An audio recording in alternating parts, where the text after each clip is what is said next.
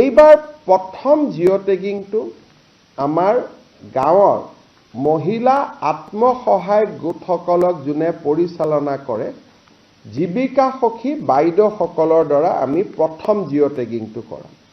লোকসভা নিৰ্বাচনৰ সময়তো মই ৰাইজক প্ৰতিশ্ৰুতি দিছিলোঁ যে আমি আত্মসহায়ক গোটৰ সুবিধা লৈ এইবাৰ আমি জিঅ' টেগিং কৰাম।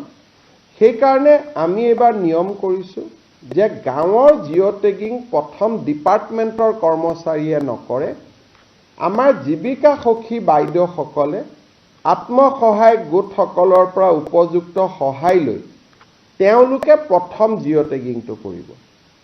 এইটো ভাৰতৰ ভিতৰতে অসমত প্ৰথমবাৰ আমি আৰম্ভ কৰিছোঁ যে ডিপাৰ্টমেণ্টে জিঅ' টেগিং নকৰে, আত্মসহায়ক গোটৰ বাইদেউসকলে ঘৰে ঘৰে লৈ যাব আৰু জীৱিকা সখী বাইদেউসকলে জিঅ' টেগিং কৰিব।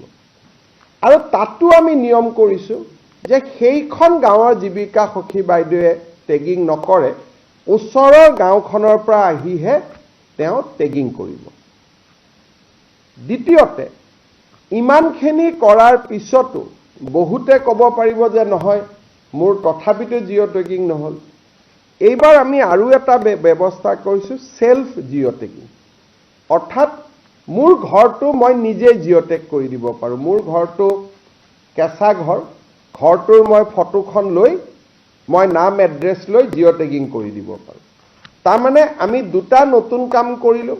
এটা হ'ল সেলফ জিঅ' টেগিং, অৰ্থাৎ নিজেই নিজৰ ঘৰটোক জিঅ' টেগ কৰি দিব পাৰিব, আৰু আত্মসহায়ক গোটৰ বাইদেউসকলৰ সহযোগত জীৱিকা সখী বাইদেউসকলে জিঅ' টেগিং কৰি দিব। আৰু কোনোবাই যদি এই ক্ষেত্ৰত টেকনলজি নাজানিব, জিঅ' টেগিং কৰিব নাজানে, গাঁৱৰ কোনোবা মানুহে যদি দুখীয়া পৰিয়ালটোক সহায়ো কৰি দিয়ে জিঅ' টেগিং কৰিবৰ কাৰণে, আত্মীয়ও জিঅ' টেগিং কৰি দিয়ে। মই বিধৱা মানুহ, মই নিজে নোৱাৰোঁ, কিন্তু ডেকা ল'ৰা এটা গাঁৱৰ মাতি আনি মই ক'লোঁ যে মোৰ ঘৰটো জিঅ' টেগিং কৰি দিয়ক, তেওঁ তাতো জিঅ' টেগিং কৰিব পাৰিব। অসমত প্ৰথমবাৰৰ বাবে আমি এই ধৰণৰ ব্যৱস্থা হাতত লৈছোঁ।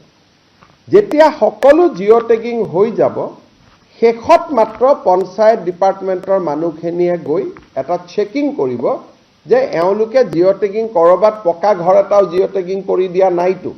অৰ্থাৎ ফাইনেল চেকিংটোহে পঞ্চায়ত ডিপাৰ্টমেণ্টৰ মানুহে কৰিব, জিঅ' টেগিংটো বাইদেউসকলে কৰিব, জীৱিকা সখীসকলে কৰিব বা নিজে কৰিব, কিন্তু ফাইনেল চেকিংটো আমাৰ পঞ্চায়ত গ্ৰামোন্নয়ন বিভাগৰ কৰ্মচাৰীয়ে কৰিব।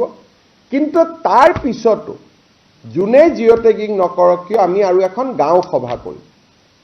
গাঁও সভাই অনুমোদন জনাব, গাঁও সভাই অনুমোদন জনোৱাৰ পিছত ব্লক পৰ্যায়ত এখন কমিটি থাকিব, তেওঁলোকে অনুমোদন জনাব, আৰু জিলা পৰ্যায়ত অভিভাৱক মন্ত্ৰী সহিতে এখন কমিটি থাকিব। তাতে অনুমোদন জনোৱাৰ পিছতহে ফাইনেলি আমি ভাৰত চৰকাৰক জনাই দিম যে ইমান আমাৰ জিঅ' টেগিং হ'ল। পৰৱৰ্তী সিদ্ধান্ত ভাৰত চৰকাৰে ল'ব।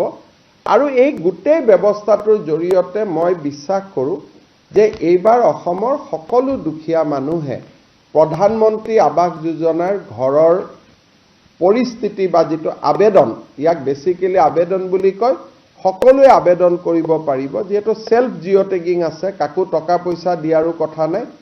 এই যে সেলফ জিঅ' টেগিঙৰ ব্যৱস্থাটো যাতে ৰাইজে গম পায়, জনপ্ৰিয় হয়, তাৰ কাৰণে মই আজি এই বিশেষ ব্যৱস্থাটো জনাবৰ বাবে আপোনালোকক এখন সাংবাদিক মেলৰ জৰিয়তে আহ্বান কৰিছিলোঁ। মোৰ ইয়াৰ পিছত আৰু দুটা টপিক আছে, কিন্তু মই আমাৰ পঞ্চায়ত গ্ৰামোন্নয়ন বিভাগৰ প্ৰধান সচিব জন এক্কা ডাঙৰীয়াক অনুৰোধ কৰিম যে অকণমান এই অন্বেষা মানে যিটো আমি আৱাস পৰ্টেল কৰিছোঁ, এই আৱাস প্লাছ আৰু আৱাস পৰ্টেলটোনো কি, এই বিষয়ে তেখেতে আপোনালোকক জনাব।